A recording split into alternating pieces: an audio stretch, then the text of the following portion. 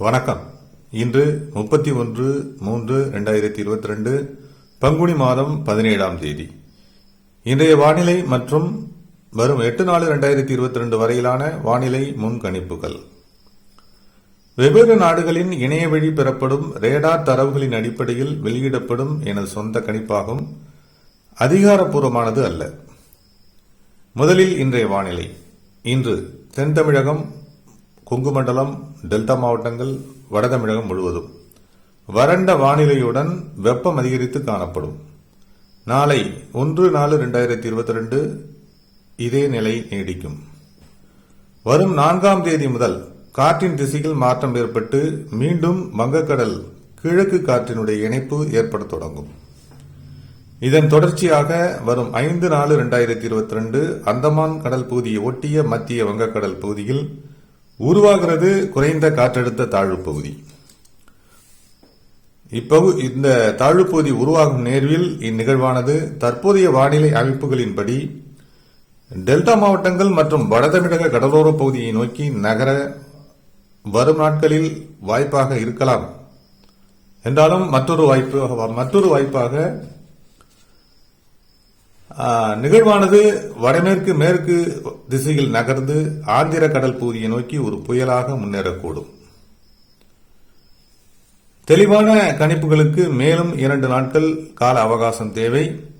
இருப்பினும் நீங்கள் பார்த்து கொண்டிருக்கக்கூடிய வரைபடத்தில் 2 வாய்ப்புகளாக கணிப்புகளை குறித்து வெளியிட்டிருக்கிறேன். வரும் நாட்களுக்கான மழை வாய்ப்புகள் தற்போது பார்த்துவிடலாம். 2/4/2022 வெப்பச்சலன மழை வாய்ப்புகள். குமரி, நெல்லை, தூத்துக்குடி, ராமநாதபுரம், புதுக்கோட்டை மாவட்டங்களில் கடலோர பகுதியில் சற்று மிதமழை வாய்ப்புகள் ஏற்படக்கூடும். 3/4/2022 மழை வாய்ப்புகள். தமிழகம் முழுவதுமே வாய்ப்புகள் குறைந்து காணப்படக்கூடும். 4/4/2022 வங்கக்கடல் கிழக்கு காற்று இணைப்பு ஏற்பட வாய்ப்புள்ளதால் ராமநாதபுரம், புதுக்கோட்டை மாவட்ட கடலோர பகுதிகள், டெல்டா மாவட்டங்களில் ஆங்காங்கே மிதமழை வாய்ப்புகள் ஏற்படக்கூடும். இதே காலத்தில் கன்னியாகுமரி, நெல்லை, தூத்துக்குடி, தென்காசி, விருதுநகர், தேனி, மதுரை மாவட்டங்களில் வெப்பச்சலன இடிமழை வாய்ப்புகள் ஏற்படலாம்.